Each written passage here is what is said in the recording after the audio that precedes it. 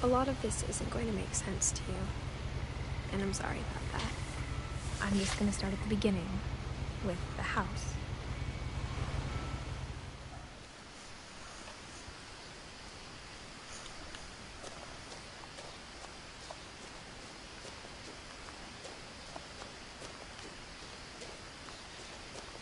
I lived here until I was 11, but I wasn't allowed inside half the rooms.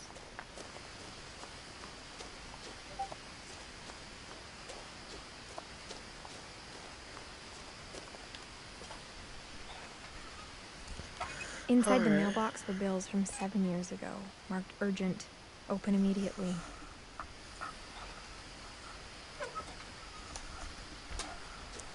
Yeah, so this game just came out for free on my brother Lewis's funeral.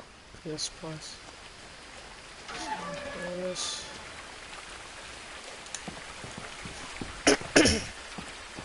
In her will, my mother left me a key, but didn't tell me what it unlocked. Maybe she thought I'd know. Or she thought that the mystery would be enough to bring me back.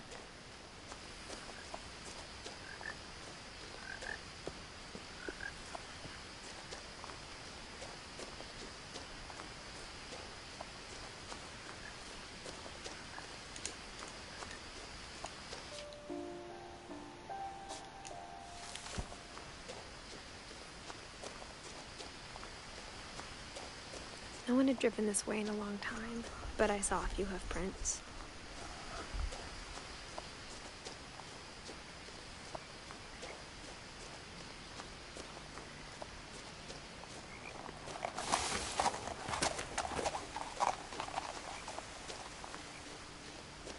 I don't know if this is like a horror game or what. The truth is, even after I inherited the house, I never thought I'd come back to it. But now I had questions about my family that only the house knew the answers to. The house was exactly like I remembered it, the way I'd been dreaming about it.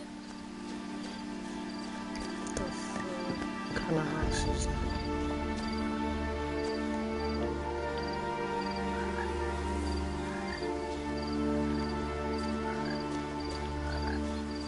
As a child, the house made me uncomfortable in a way I couldn't put into words.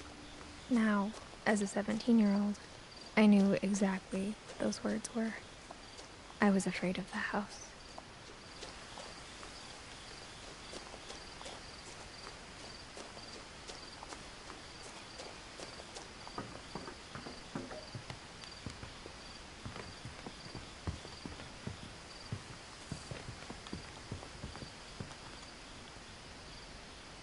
I hoped the key might unlock the front door.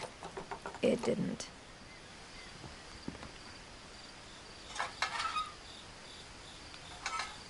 Looking in, I felt like the house itself had been waiting for me.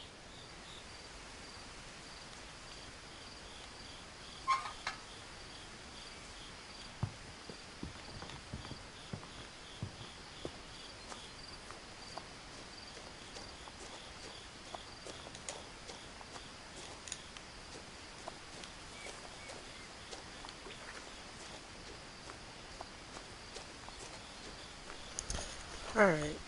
This house is kind of creepy. But I don't know, man.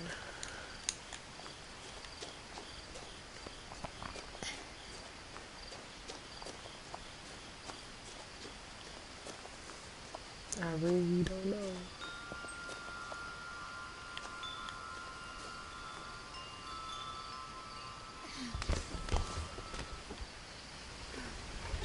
Crawling through the doggy door used to be a lot easier when I was 11.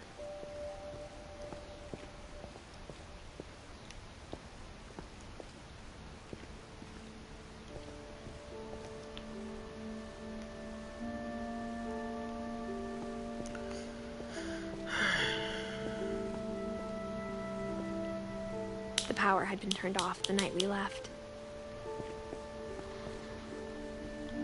For the first time in years, I felt like I was home.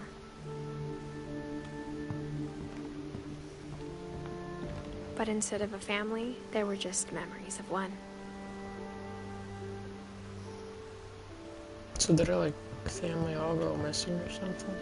Like how after Louis started working at the cannery, we all got sick of eating salmon. Except our cat, Molly.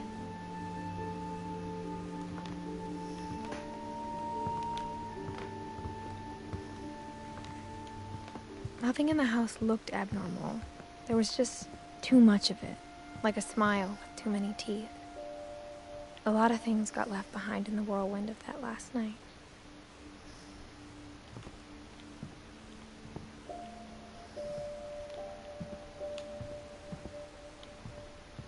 My mom wasn't much of an optimist, but she never stopped believing that my brother Milton was alive.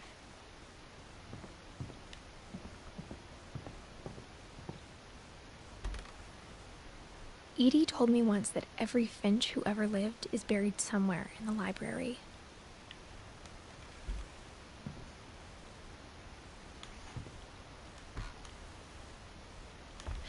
Hmm.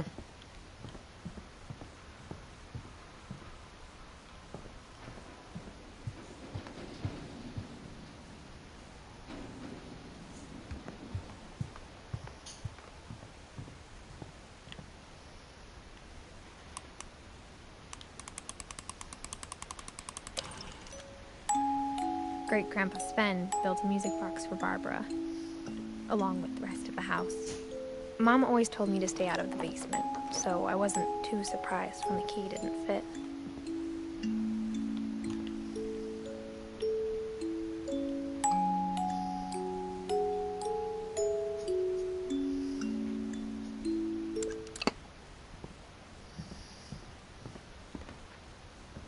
Even the fireplace had a story. Edie told me the bricks came from the original house, after it sank.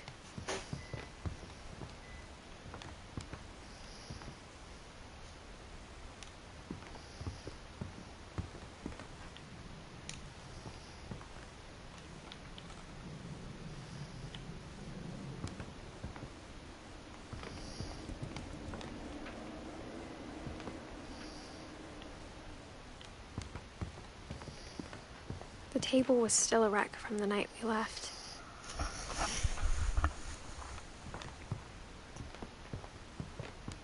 My mom was like a bomb had gone off, killing everyone but sparing the furniture.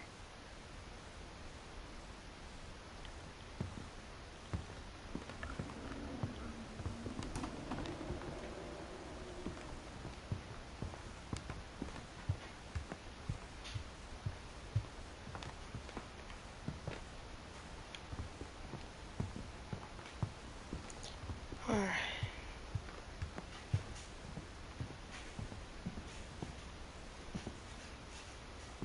After Milton disappeared, Mom sealed up all the bedrooms. Then Edie retaliated and drilled peepholes. Peepholes? Fuck. I spent a lot of time playing in Great Uncle Walter's room. I think my mom sometimes regretted not sealing it up. Louis told me there were secret passages, but I never believed him.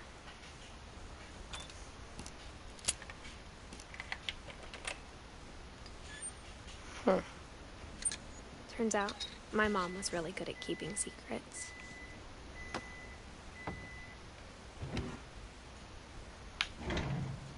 Now it was time to find out what my mom had been afraid of. The hell? From the paintings on the wall, it was clear my brother Milton had been here before me. Reading this, maybe it sounds like I had a plan, but I had no idea what was behind that door.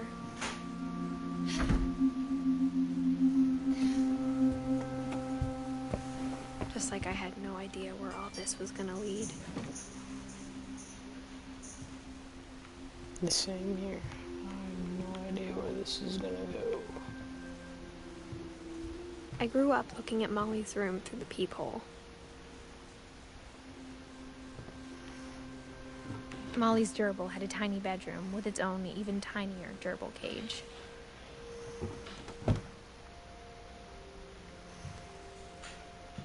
Being inside for the first time, I felt like I'd stepped behind a painting.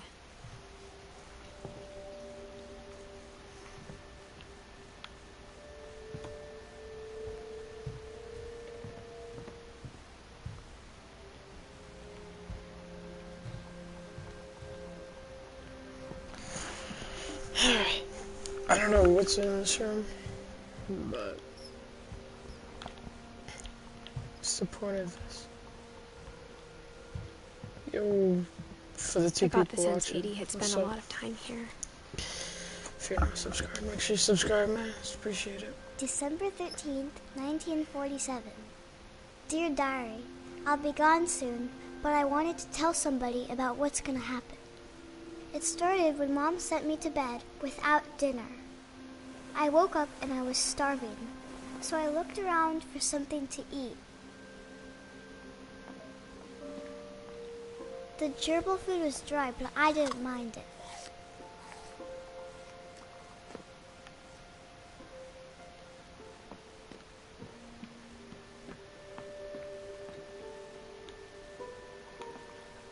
I thought about eating Christopher, but I held back. Huh. Wouldn't the fish.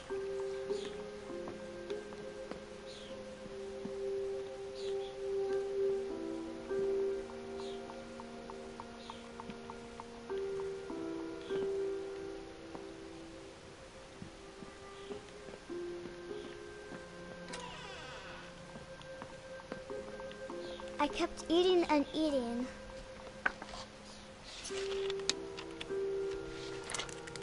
What the fuck?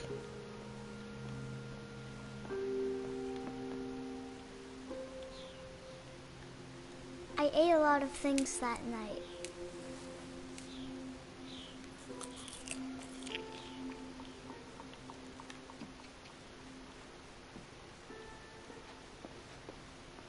Then I heard chirping outside my window. It was a barn swallow going back to her nest. I reached out for her.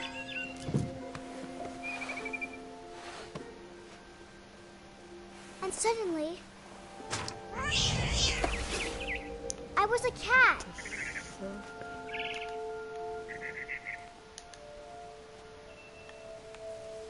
What the hell? How are you suddenly a cat?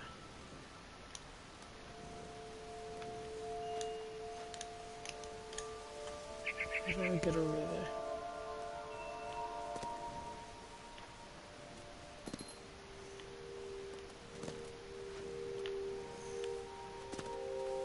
I tried to be quiet, but the bird was really scared.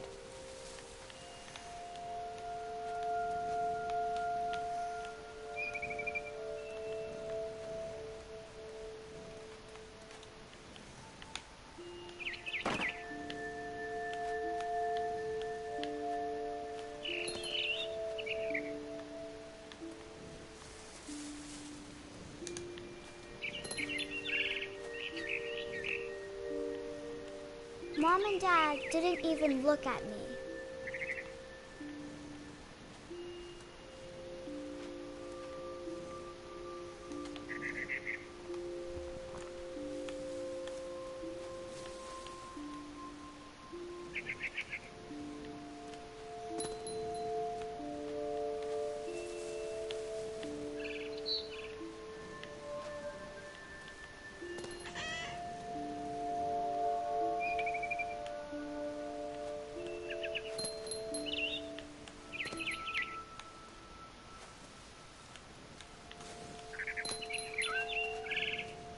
It's fucking weird, bro.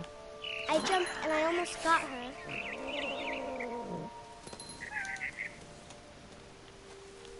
I could tell she was getting really tired. Now I was up in the big tree. I promised Dad I wouldn't climb it anymore. All I cared about was eating that mama bird. No, you can't go one night without eating. I gobbled her up.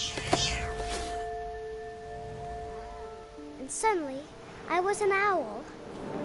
First, all I heard was the wind.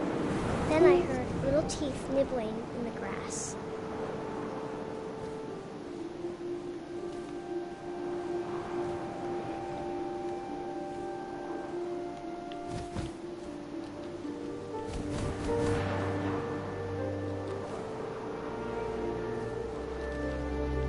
Rabbits.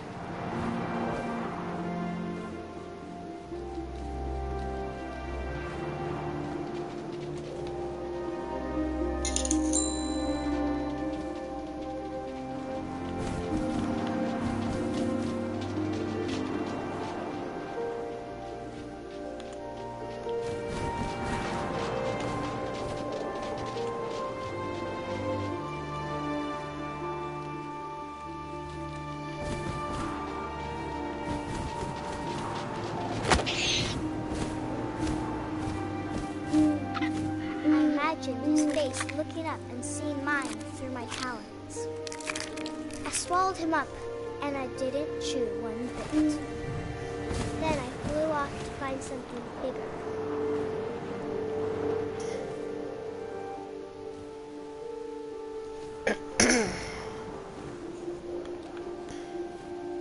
A mama rabbit.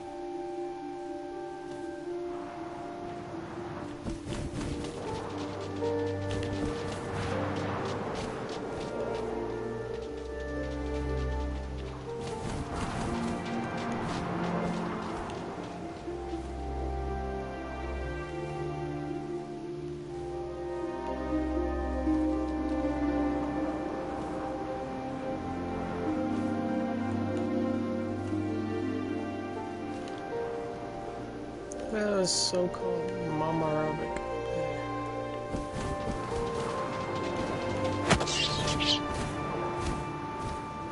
She was almost too big to carry. I started choking, but I couldn't stop eating. And suddenly, I was a shark.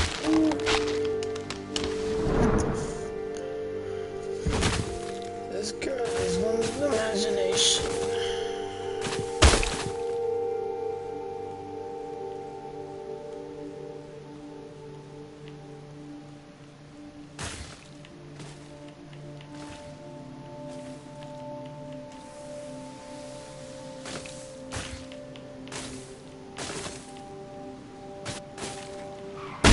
I rolled off a cliff and into the ocean.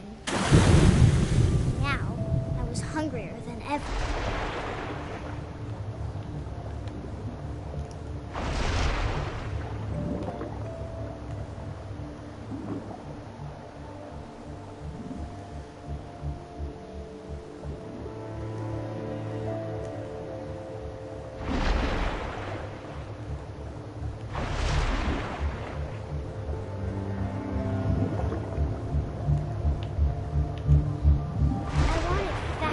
Juicy seals.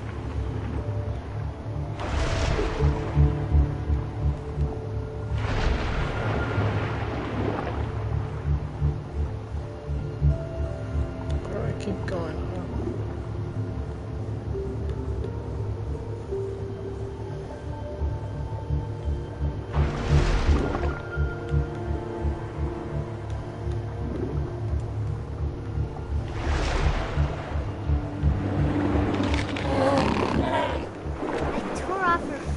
And it tasted really good.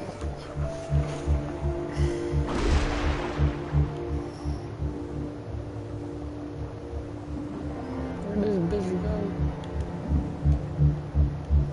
Okay. I grabbed on tight. But I was so hungry, I jumped out of the water. When I opened my eyes, everything had changed.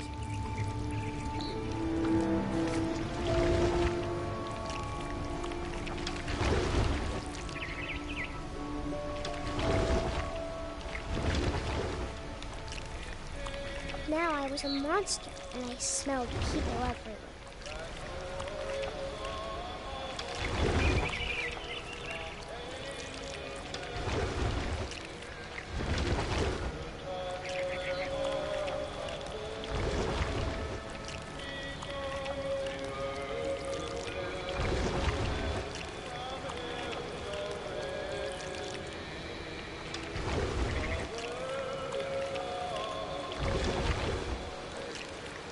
I was big, but I moved real quiet.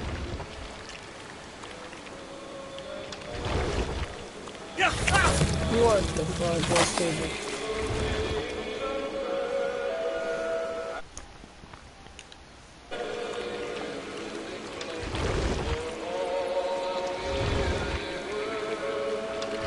I wanted to stop, but also I didn't.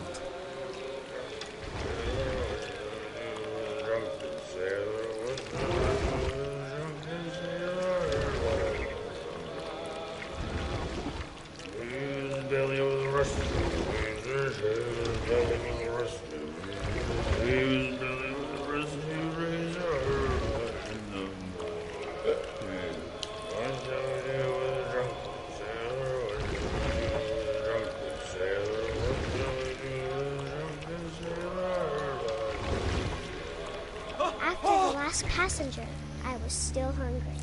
And to cross the water, I smelled something new. Something I had to have, so I swam towards it.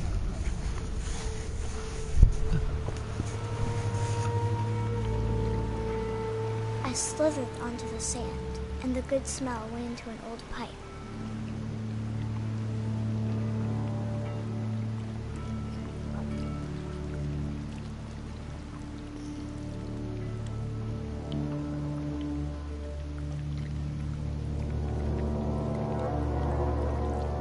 Oh, I got closer and closer. Jesus. It's herself.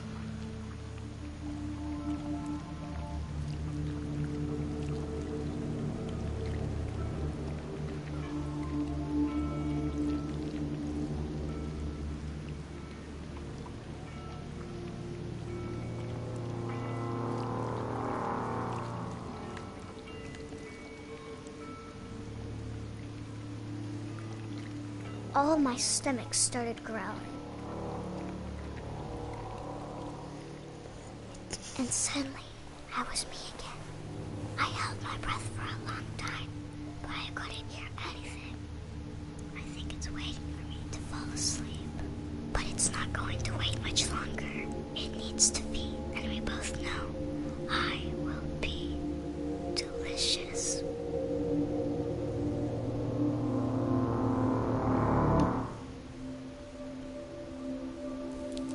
What the actual fuck?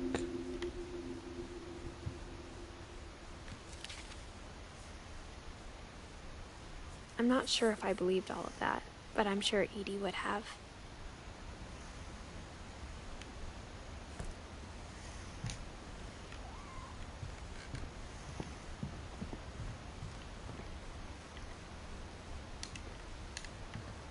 I can't describe it, but I felt like some part of Molly was still here.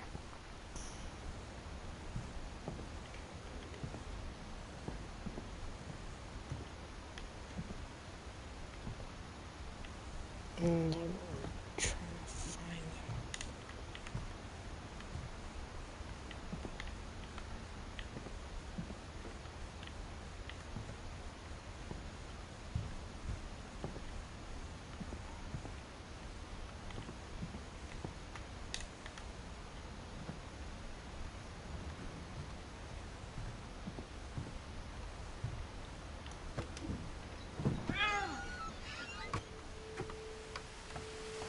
This will be obvious later, but my mom never told me any of these stories. Edie would have, but Mom didn't like bringing up the past. Though, when we adopted a stray kitten, she was the one who named it Molly. I spent a lot of time in Great-Grandma Edie's room. Her room was like a museum. For 500 years, the Finches have been famous throughout Norway for their fortune and misfortune. Odin Finch buries the latest victims of the family curse, his wife Ingeborg and their newborn son, Johan. On January 7th, 1937, he set sail with his family and his house, hoping to leave the curse behind. But 40-foot waves off the coast of Washington send the house and Odin to the bottom of the sea. Odin's daughter Edie, with husband Sven and baby Molly, step ashore on their new home, Orcas Island. Odin Finch is the first to be buried in the new family cemetery. His daughter Edie is already dreaming of a new Finch house. Huh. Whatever's wrong with this family, it goes back a long ways.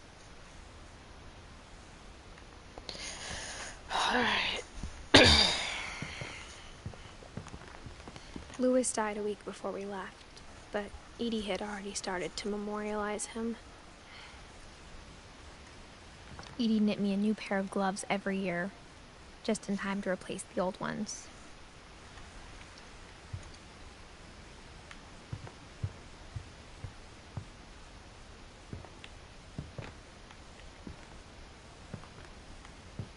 One summer, they evacuated the island, but Edie refused to go. For a few weeks, she was a celebrity. I hadn't thought of myself as Edith Jr. for a long, long time. Edie gave a big interview about a mole man living under the Finch house. My mom was furious.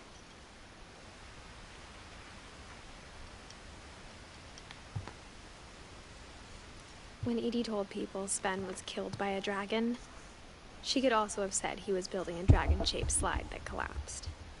She could have, but she didn't.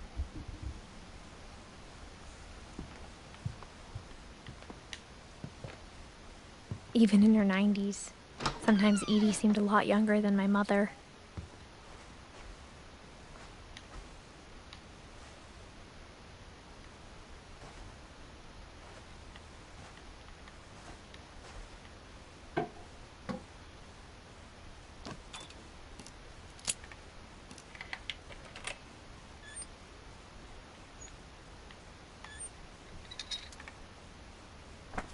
There's a secret in this bathroom. It's in the last place you would look. It isn't in the cupboard. It's hidden in this book. What the hell is wrong with this house, bro?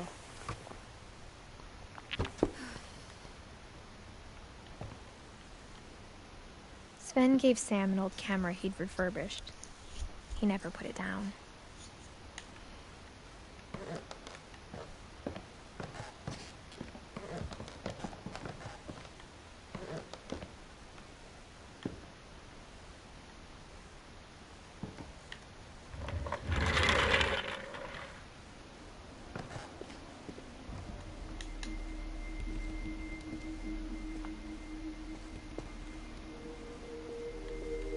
I knew Grandpa Sam had a twin,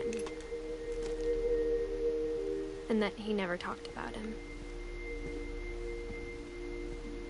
I guess my grandpa didn't like history any more than my mom did.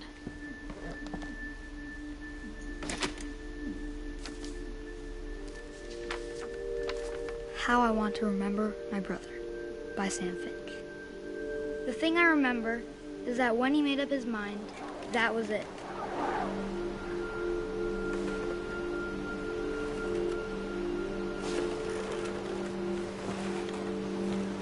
My brother said he'd die before he ate another mushroom. And he did.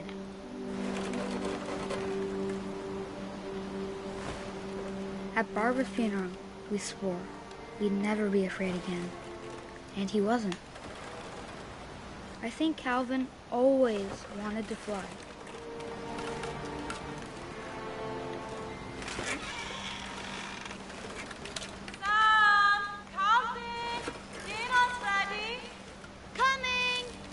But that day, he finally made up his mind to do it. I told him going around was impossible. They're gonna jump off. Maybe if I hadn't said that. Alvin, I'm not gonna tell you again. Maybe if the wind hadn't picked up. And maybe he'd still be here. But I doubt it. I think he'd already made up his mind. That's what I want to remember about my brother.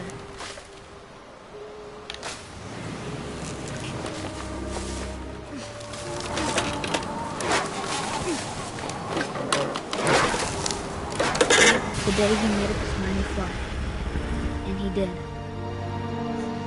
Shit.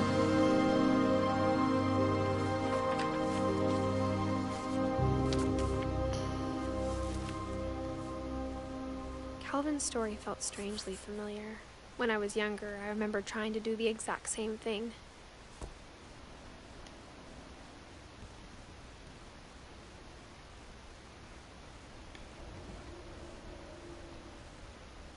After the funeral, Edie roped off Calvin's half of the room. Mom said Grandpa Sam enlisted at 18 and never set foot in the room again.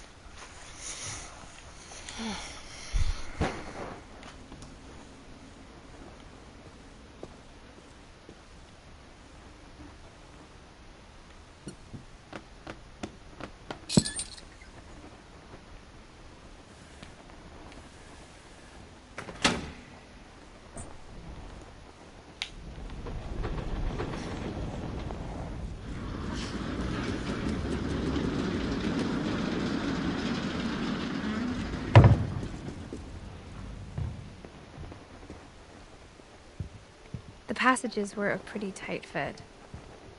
They'd obviously been built for smaller hands and bellies.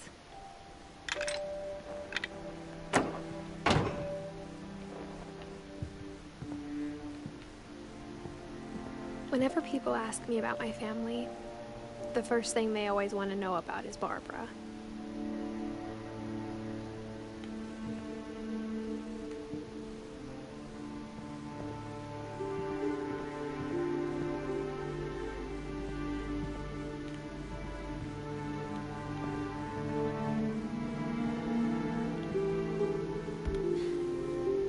Molly always seemed like a girl I could imagine being friends with, if she hadn't died in 1947.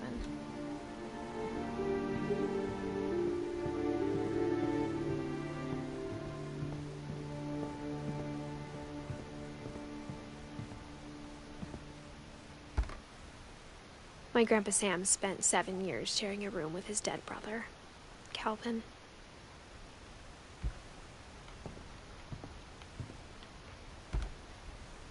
As a kid, I just assumed every house had peepholes and sealed rooms you weren't allowed inside of.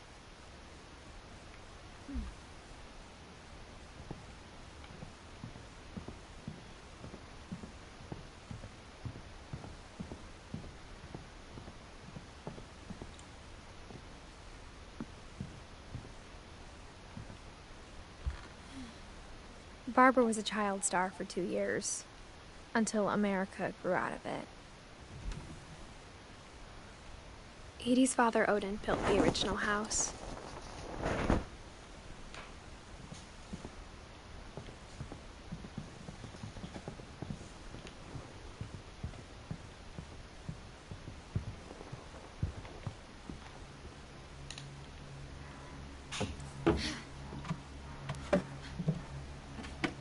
Growing up, I always thought of Barbara as a child star.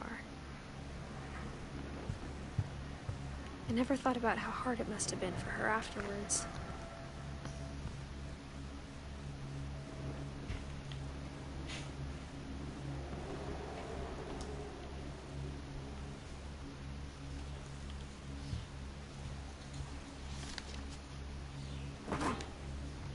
Of all the stories people wrote about Barbara's death, I'm surprised Edie saved this one.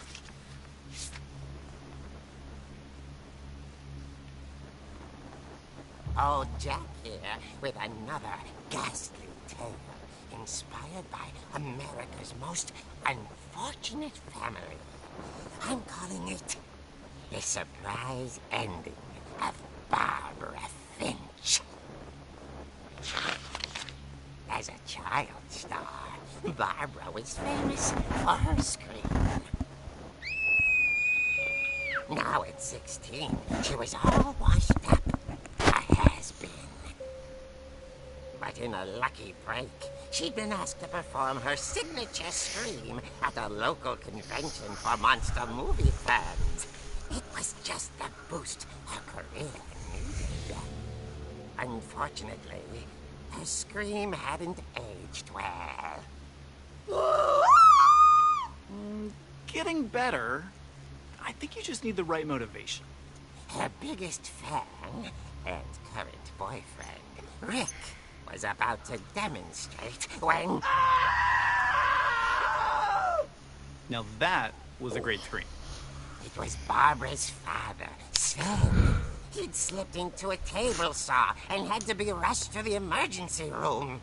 So Barbara got stuck babysitting her youngest brother, Walter. Her convention comeback was cancelled. Okay, I'm hearing frustration, but I'm not hearing terror. What if I tried... A gang of hoodlums in Halloween masks have been terrorizing Orcas Island tonight. Police are urging residents to... That came from the basement. You're right! Also, I loved your delivery on that. Why is your basement door locked? Because my dad likes making puzzles and secret passages. There's a key hidden in the music box. The secret is to keep winding and winding until finally the key pops out. Thanks, babe. I'll be back in a sec.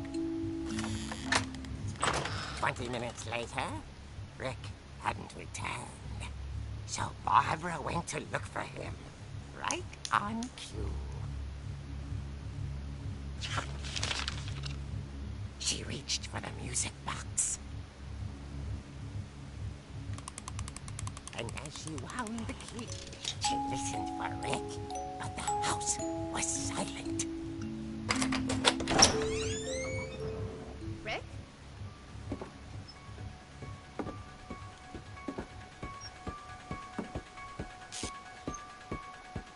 She found Rick's crutch and imagined the worst.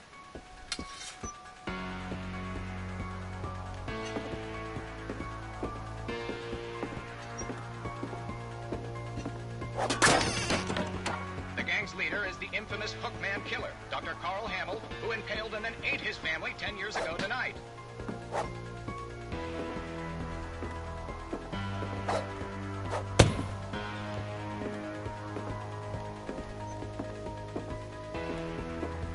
The old fridge rattled and grew still.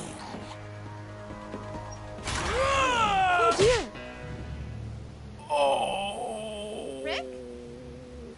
Barb, relax. I was just trying to scare you to help you find your scream. Well, I'm not scared, Rick. I'm furious. Then act furious. All I'm getting from you now is that you're hurt and confused and you're... She threw him out, but she kept a little something to remember him by. Barb, have you seen my other crutch? And she was still holding it when she fell asleep watching the late picture show. Hours later... Barbara! Walter, what's going on up there? Ah! Okay, I'm coming up, but if this is a trick, you're dead, Walter.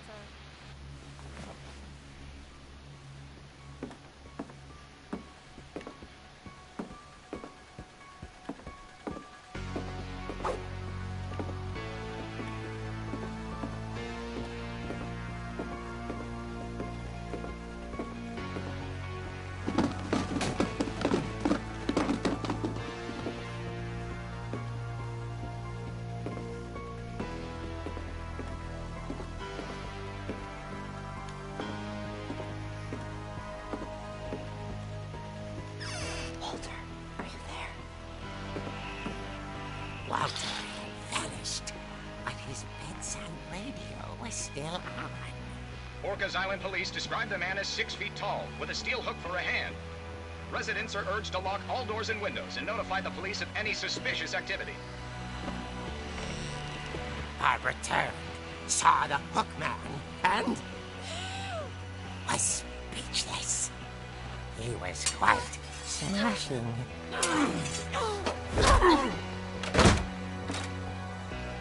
And the funny was, he couldn't get enough of Barbara. Okay, Barbara, there's gotta be another way out of here. That night, she played her part beautifully.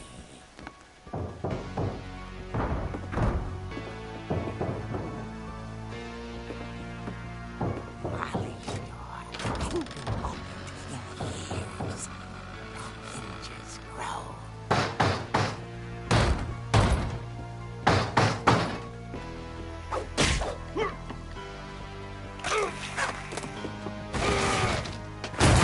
He wasn't moving, but she sensed the story might not be over yet.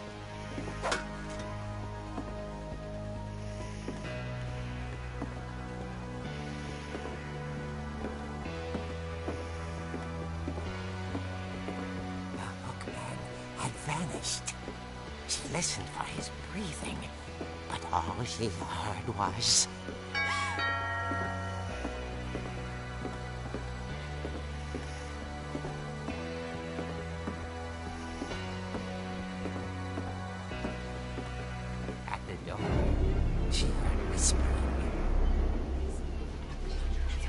was coming from inside the house.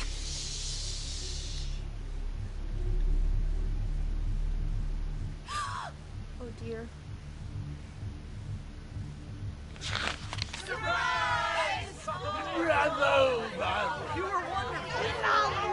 The monsters had come to surprise her. For Barbara, it was a dream come true. Then she saw what kind of monsters they were, and she realized what was about to happen. She was going to be famous. And with her final breath, Barbara Finch gave the performance of her life.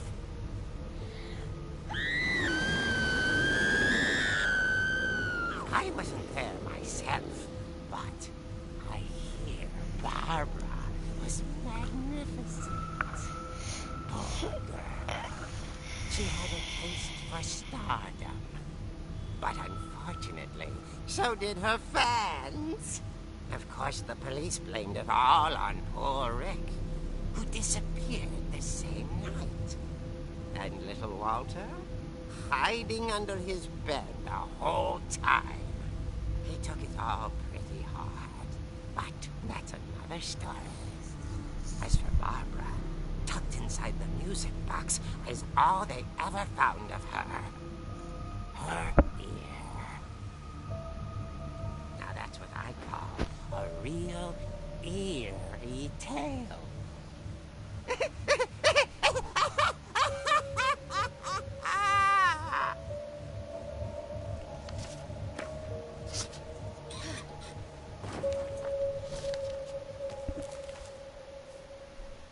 Edie told me all Barbara wanted was to be remembered, as absurd as that comic was. Maybe what Edie saw was a happy ending.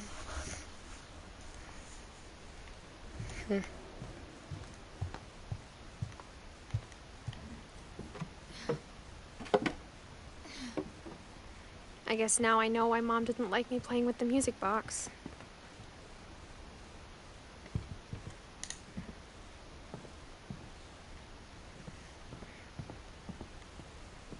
Mom must have locked the third floor stairs on the night we left.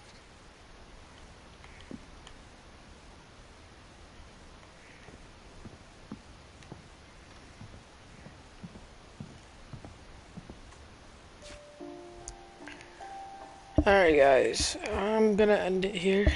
Hope you guys enjoyed the episode so far. If you enjoyed, hit that like button and subscribe. And peace.